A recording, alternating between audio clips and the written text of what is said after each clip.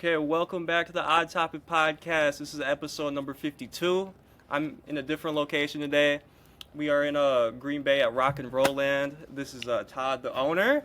Say hello to How's everybody. it going? How's it going? I am really grateful to be at your store and to actually film this. Thank you for the opportunity. Yeah, thank you. This is really cool. My first question for you is how did the whole Rock and Roll Land start? How did that begin?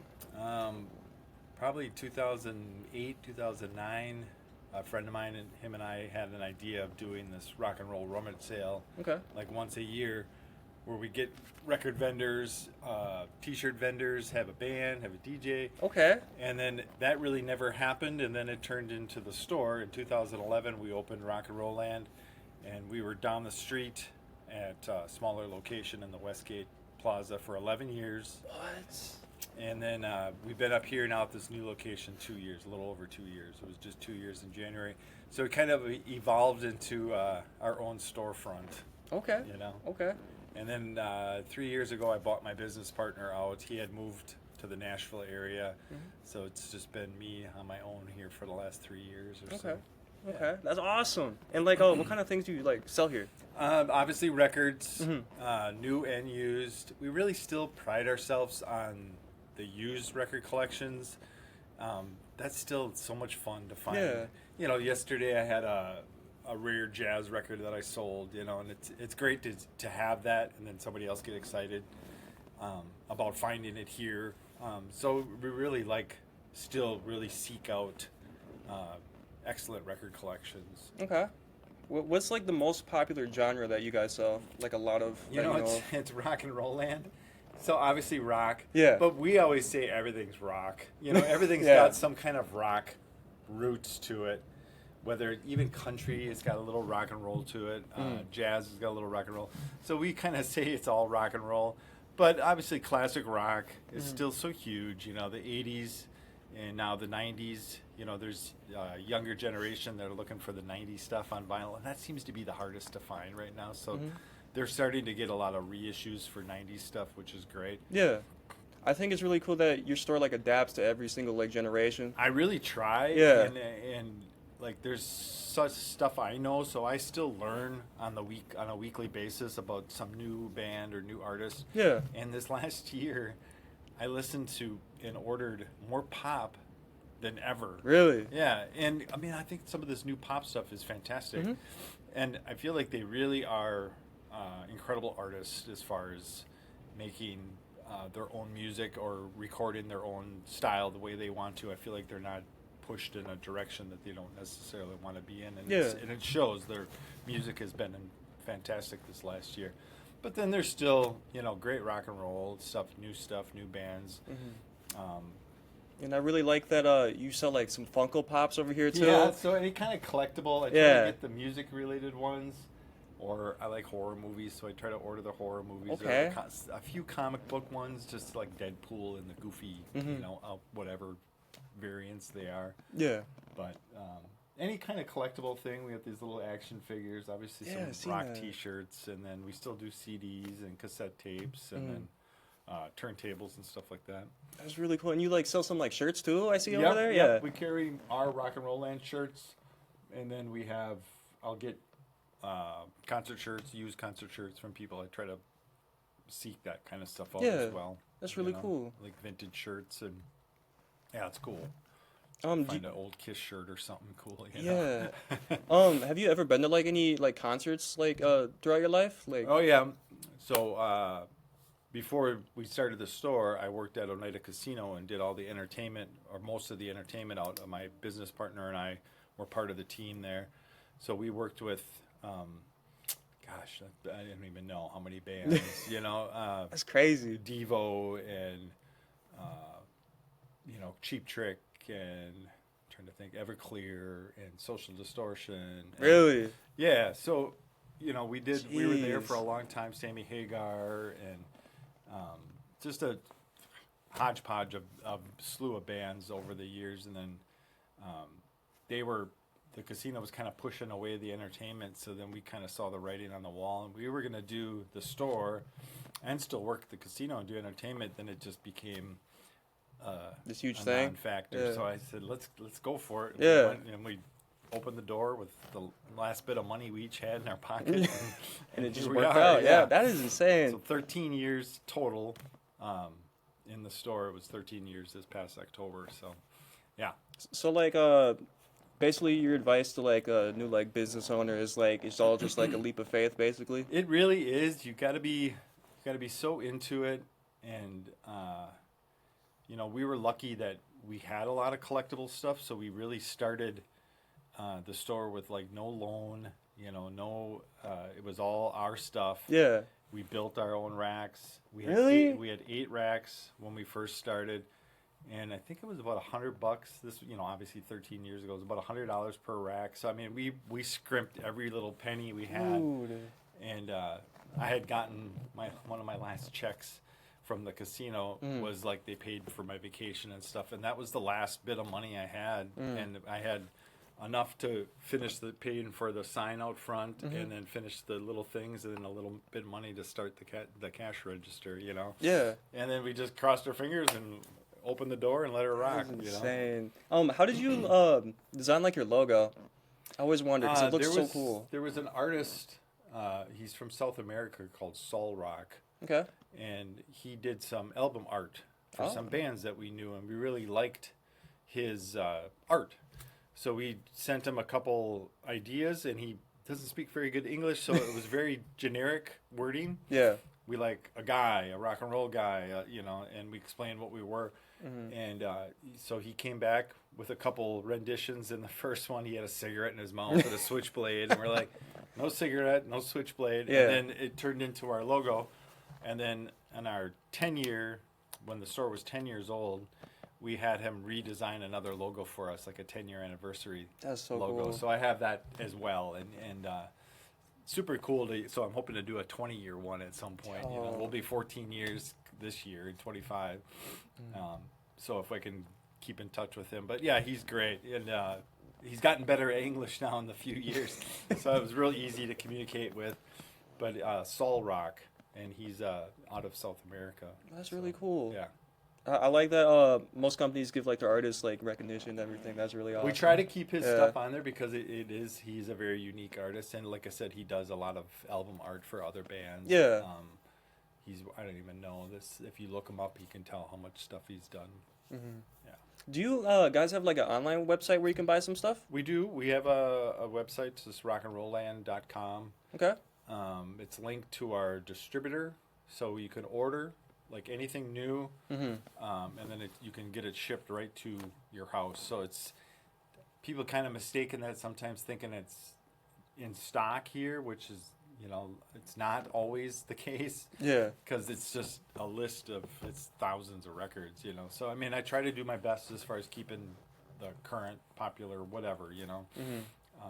But sometimes I don't always have certain things in stock. But if it's on our website, and if you want me to order it, I order like twice a week anyway, and it's usually a 2-day turnaround for me to get something in if it's available. So, is there like records that you get are like worth like the most? You said like some, and it depends on condition, and there's obviously super rare records. There can be, but I think the average.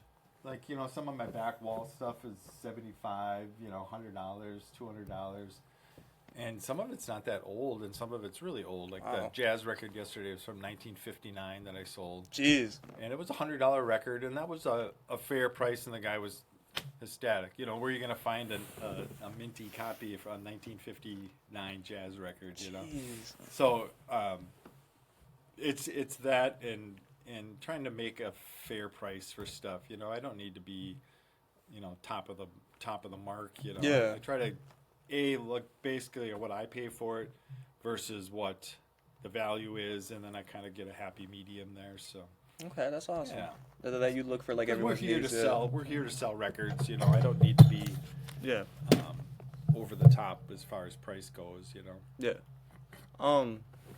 What was like another one I was gonna ask you? So like, what era do you think was like the best type of like music? You think like the 80s, 90s? Well, I think you're looking at mid 70s to the 90s probably.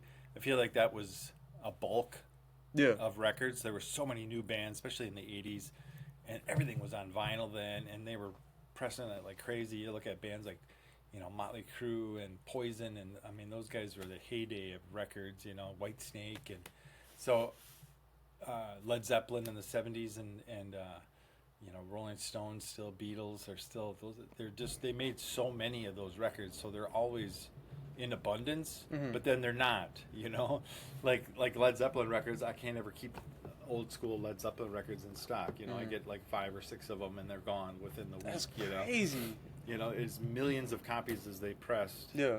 So it's just something about the longevity of some of those records that are always, like, every generation wants a copy of that. That's really cool. Yeah. Have you ever had like any like famous people come by? Yeah. Sometimes. Yeah. I still have some good friends, some artist friends, like musician friends that we used to work with. Yeah. And Brian Ritchie is the bass player of the Violent Femmes. He stopped. I've been friends with him since we worked with him at the casino, and he stopped in at the old store. So that was a couple of years ago when they played Green Bay. Joe Bonamassa. Okay. He's a blues guy. We worked with him in the past. I think it was right before the pandemic. I think he was supposed to play the next day, and then everything got shut down. So he had been at the store the day before. And John Corabi, who sang with Motley Crue on one record, been really good friends with him over the last few years. So he's been in. Just sometimes I can't even remember because I'm so used to. They're like friends, Slim Jim Phantom, who's the drummer for the Stray Cats, actually played at the old store. Oh, okay. In a little rockabilly thing that he did for us, and we've done tons of bands at this location and the other store, and live bands in here. So Dale Watson, who's a country guy, and so there's a good variety of entertainers that we've become friends with that I try to invite here. We had Dee Schneider here from Twisted Sister, did an autograph session here. Really? Not this past September, the September before. Yeah. He had a book, so you had to buy his book and part of the deal. And then That's cool. So we had about 150 people waiting to come in and get an autograph from him, and he was here, I don't know, in 5 hours, and he was so good with everybody. That's so nice. Yeah, it was awesome. So, and become good friends with those guys after, meeting them, and you still communicate with them every once in a while. So it's pretty cool. That's really cool that there's like nice, famous people out in the world, Yeah. And I think it's just we've always treated them so good. Yeah. And they remember that, so, yeah. How did you, like, for your store, how did you adapt to, like, the COVID era? Like, I tell you, the COVID was weird. I didn't know what to expect. Like I said, the night before, Joe Bonamassa was at the store, and then literally the next day, they said we had to shut down, and they gave us no idea of a time frame. Jeez. And I remember, like, oh, good. At least we had a decent day, and then I didn't know what to expect. I'm like, geez, do we close? Do I just liquidate everything, or So I started, and social media was huge because people were home. Yeah. And everybody got online and tried to stay in contact. So we upped our Discogs. I was putting records on Discogs, and I was selling like 30 to 40 records every day. Jeez. On Discogs, which was huge. And then I was offering like free shipping to anybody in Wisconsin, like customers. Yeah. And I think a lot of people didn't want to see us close, so they really stepped up. And then we just got creative. I would still come to the store, and I was still getting deliveries. I did a lot of curbside things. Artist Jason Isbell put a record out right in the middle of all that. We were like 2 weeks or 3 weeks into the shutdown. And normally, like back then, we would order like 5 or 6 copies, and I did like 30 copies of his current record, and then just did all pre-orders. Wow! And so people would pull up, and I'd run out and hand them the record, and that's dope. They would pay for it ahead of time. Yeah. So, and then once we were able to open again, I think a lot of people just shifted and realized how important it is to go shop at a local store, and it just took off. We just stayed steady, stayed busy, able to expand, able to just keep expanding and growing. And then we were able to move up here and it's been awesome. So Yeah. yeah, it takes something like that, I think, for people to regroup, and how important a place like this, and we're not freaking going to become millionaires, but it's huge, it's a sense of community. It's a place to come hang out.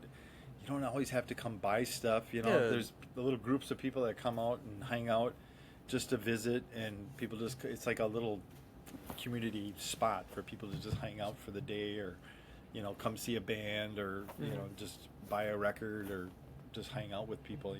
That's really cool. Do you have anything like planned for like this upcoming year? Well, we're Anything getting crazy? ready with the draft stuff. I'm Oh, not yeah. sure what to expect for that yet. Then we have Record Store Day coming up in April, so that's April 12th, Okay. and that's a big to do. It's a national thing, Record Store Day, and it's hundreds and hundreds of releases, limited releases. So I just did the order. I submitted my order yesterday or Monday Okay.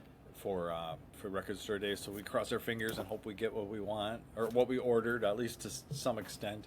They always kind of cut a little bit here and there just because of the limited quantities. So it's like a wish list. And then we open up at 7 in the morning on wow. April 12th. It's a Saturday. And we always have like 300 people waiting in line. Really? Yeah. Gee, that's insane. So Oh we have free God. coffee, free donuts, and then Wow. we'll file everybody in here, and then it's a crazy day. And then we get a little week in between, and then the draft week starts. So I think I'm just gonna extend my hours for the draft, like as far as staying open a little later. But I gotta start making a plan for that. For real. Because I heard like the last draft had like 700,000 people at it. In Detroit. Yeah, in Detroit, yeah. Yeah. And like we only have 100,000 people in Green Bay. I know, I like think this is gonna be. this would be terrible. Yeah, It's gonna I be think going to a restaurant and going to eat is not going to happen. Like, 'cause Yeah. there's just those are the people that are here are gonna, they're gonna go eat, and they're gonna go. Every restaurant's gonna be just packed. Yeah, that's what I'm saying. So, I think being kind of close to Lambeau Field, and somebody's gonna be looking for something to do. So Yeah. I don't think we necessarily have to do anything special, but I made a cool kind of a play on a draft shirt with Okay. our logo in it. So I'm Okay. gonna have a limited T-shirt just for that week for something fun. It kind of looks like the draft. That's cool. That's awesome. What else was that? Has there anything that you've learned since being here, like from like, I want to say, like, I don't know how I should ask this. What's one of the coolest things that you learned since you started being like opening the store? You learn anything crazy or? Not really crazy. I mean, obviously, like I said earlier, like learning new music. Yeah. Like in music, I would have never really probably listened to. We do like listening events here for certain bands, so that's kind of what started it last year. We did a thing for Casey Musgraves. I was aware of her, never really listened to her, and then we did the listening event here, and I think we had like 25 people come. And it's basically you just come in and you can listen to the record before the record's released. That's really cool. Yeah. And so it's kind of so it's playing, and then I'm listening to it, and I'm like, wow, this is really good. And then I ended up buying the record. So I think it's learning stuff like that. Yeah. Because I was like, wow, it's a good song. And then like Sabrina Carpenter, we did a midnight listening thing, and you could buy the record because it was midnight. So technically it was like Thursday at midnight going into Friday, so we could sell the record. And we had like 45 people come at midnight Really? to listen to the record. So I'm like, wow, this is great. And again, listening to something that I probably wouldn't have necessarily spent time listening to because there's so much sometimes. But I really enjoyed those, so it's learning stuff like that. Yeah. And then carrying more of that. And I'm like, wow, this is really good. This Gracie Abrams and the Sabrina Carpenter. Obviously, Taylor Swift is so huge still. And but it's just stuff like that where I'm I shocked myself, and then I tell people about it, and then I talk other people into it because I was like, it's a really good record, Yeah. So it's kind of funny how that, all these years and listening to something brand new. So I've always been pretty open to music, so I'm never opposed to Yeah. any genre, any kind of stuff. And then learning some of the hip hop stuff. Obviously, that new Kendrick Lamar was huge. Yeah. We've sold out of it. Every time I get it, we sell out of it. Jeez. So stuff like that, I always think that's pretty cool. And it's I feel like it's all walks of life that are looking for that kind of music. So it's never really, I don't really pigeonhole somebody saying like, oh, that looks like a person that's going to buy this or whatever. So I like having a good mix. Same with me. Variety. Yeah. I like lately I've been listening to like a lot of like 70s like pop music too. Yeah, I'm such a 70s nut because that's like the earliest music I can remember growing up on. So the 70s stuff has a special place. I get into some of that funky 70s music. Yeah, or like Marvin Gaye, he's really good oh, too. Yeah, jeez, you can't ever go wrong. Those guys are classics. Yeah, I like. I'm trying to start with like the 60s. I'm trying to go all the way down and go up and see like why people really love the 70s and 80s so much. Yeah. Because like there was a lot of good people there back then. Yeah. You look at Beatles and stuff. Obviously, those are so huge, but there's so many other bands. Yeah. That are just as good, if not better, in some cases. I think everybody puts Beatles up on such a pedestal, but man, there's a ton of bands in that era that are just as good, I think. And then the 70s was so fun. There's just like the yacht rock stuff of the 70s is so great. Yeah. And I thought it was really crazy because like this past like 10 years, like vinyl has like really grown like a lot more than like it did back in the day too. Yeah, it's amazing. Just about any new artist has records now. And old artists. And I still like we buy collections, and people are like, oh, people still buy records. I'm like, they do. Yeah. And I'm like, all of this is all brand new stuff, and they're like, what? I'm like, and I carry more new stuff than I ever did. Yeah. We had like one little rack of new stuff at the old store. Now I have like 10 racks of new stuff.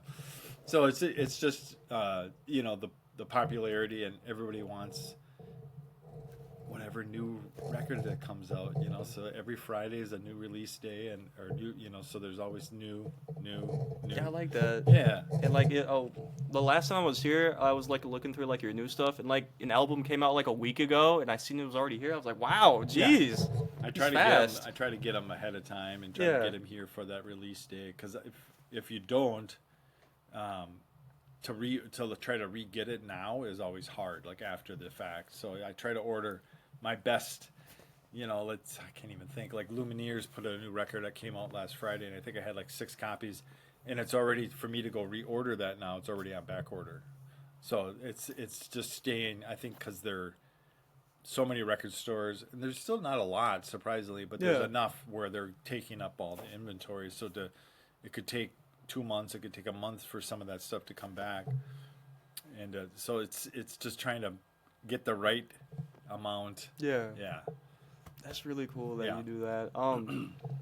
I forgot to add, like, where are we located again? So it's 838 South Military, on across from where the old Sears used to be, if that helps. It used to be the old Army Navy surplus store.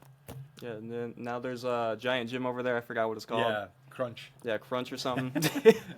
And I really like that yours is like the biggest like record shop in Green Bay too. I noticed. I think our little space served us well, and then I wanted a bigger space, but I didn't want to get too crazy. Yeah. Because there's still bills that we got to still maintain and try not to, overshoot or overspend our footprint. So it gives us enough space to give us a little room. Like on a Saturday, we could have 30 people in here on a Saturday, and everybody's super comfortable. You're not bouncing into everybody. And so we really wanted to have some breathing room and some room so you could flip through the bins and not have to be on top of everybody. So that's really crazy. What's like the most amount of people you had like ever in one day, you think? I think record store day, like I said, there's like 300 people waiting outside, and we try to let everybody, we kind of zigzag everybody in here, and I think we still had part of the line, so I think we can get about 150 people zigzag through here at one time. So jeez. Yeah. What? Man. Yeah. It's a little much sometimes, but everybody's so good. Yeah. We keep the line in order. A lot of it's, regular people that have come here over and over, so they get how it works, and people really seem to enjoy that. So we try not to veer off our plan. It works. It's fair. If you're first in line, you get the first dibs to kind of zing through everything, and it just it's just a fair way to do it. If you're here that long, and there'll be people here the night before waiting outside all night long. So for me to just open the doors and let everybody mad rush it, I think would just be too chaotic. Yeah. So keep in the line, and usually by like 9:30, like we open at 7. By 9:30, 10 o'clock, we can kind of open things up, and it's kind of mellowed out. We got that first rush of people through here, but I think last year Record Store Day it took till like noon. We still had some people outside. It was crazy. Yeah, but everybody's cool. We never really have any issues. Yeah. Everybody's great. That's really great, yeah. A couple little people get a little whiny because stuff's gone, but I'm like, that's just it's life, man. Yeah. Is there anything else you would like to add? No, just join us April 12th for Record Store Day. Check out the list. It's recordstoreday.com, and they'll have all the stuff. So, and then the draft week, we'll probably extend our hours, and that's about it. Otherwise, we're open Tuesday through Friday, 11 a.m. to 5 p.m., and then Saturday, 10 a.m. to 5. Okay. So yeah, everybody visit Rock and Roll Land in for Green you. Bay. Yeah. Thank you guys, and thank you for being on the podcast. Yes, thank you. It's been honestly an honor. Yeah. Thank you. See you guys soon. You bet.